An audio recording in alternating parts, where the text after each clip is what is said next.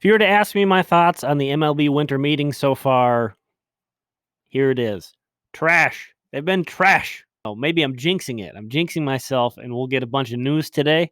It's been slow, but we did have the Rule 5 draft yesterday. That's always kind of a nice side story of all the other events happening at the winter meetings.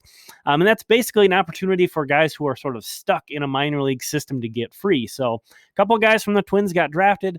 It is sort of mixed emotions in that regard. These are, Twins prospects.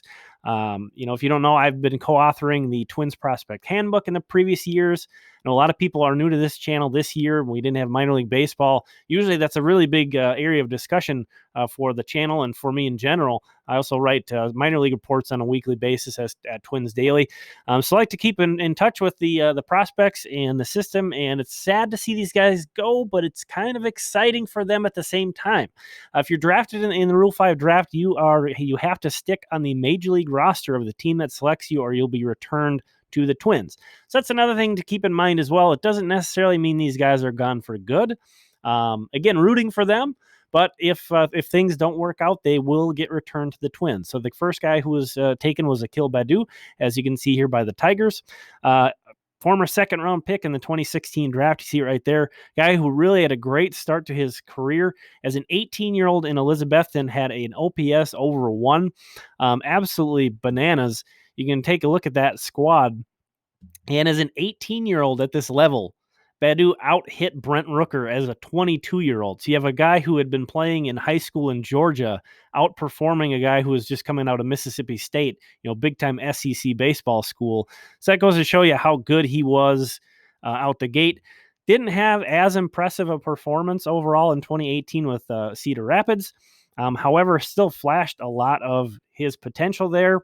And then he got hurt in 2019, had Tommy John surgery, missed most of that year. And then, of course, there was no minor league baseball this season.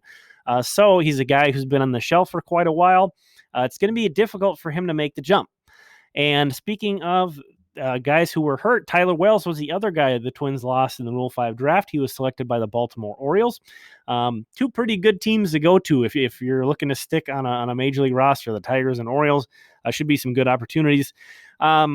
Basically the opposite story. Tyler Wells was a 15th round pick, so lower down in the draft, and he was drafted out of college, Cal State San Bernardino.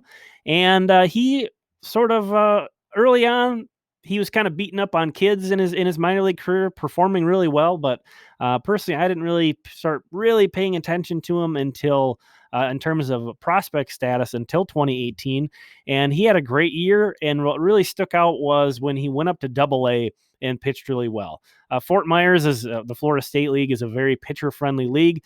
So even though he was posting great numbers there, really didn't jump up until you saw him up in Double-A pitching very well. So he's another guy you can see here. That was in 2018 last he pitched. He had Tommy John, missed all of 2019. There was no minor league baseball in 2020. Arguably, you could argue that Akil Baddoo and Tyler Wells are two guys that were hurt more than anybody in the Twins system, basically because of there not being a minor league season this year. These guys needed to get back on the field.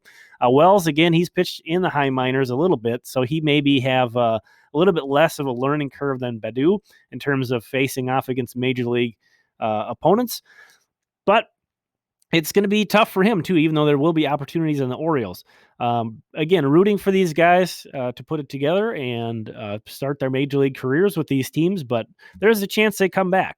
And if they do stick, it's going to be easy to kind of question why the Twins didn't protect these guys from the Rule 5 draft. As it stands right now, the Twins only have 36 guys on their 40-man roster, so they have open spots. You might say, well, they're obviously going to add some more pieces as the offseason goes, so they would have to remove guys at that point. Completely true. But it doesn't seem like that would have been a waste. If you had to remove them later, you had to remove them later. You could have protected those guys from the Rule 5 draft in the meantime. And, with Baddoo, there's guys that I might have taken off the 40-man roster to put him on anyway. Williams Astudillo, we all love La Tortuga, but is there going to be really opportunity for him or a need for a fourth catcher on the 40-man roster? I'm not sure. Even if we look at other outfielders, Personally, I would probably take Baddoo over Lamont Wade. No shots at Wade. I think he's a nice bench outfielder, but he's not really a great option in center field. He's not a guy who hits with a lot of power. He's more of an on-base guy.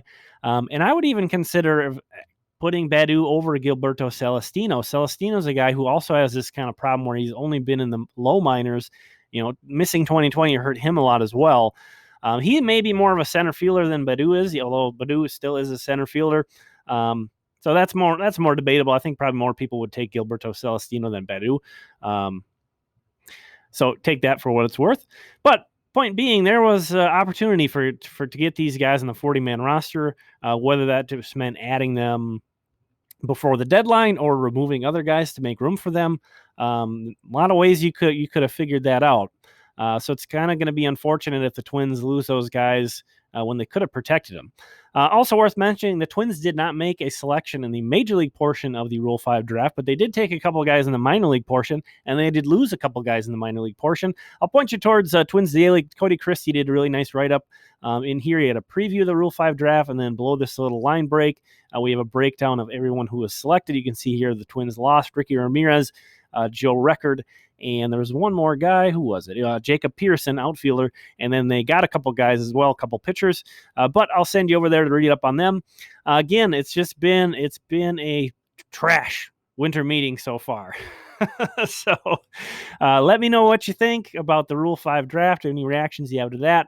Any opinions on how this slow winter meetings is going to impact the entire offseason?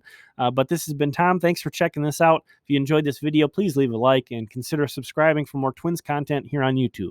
Thank you.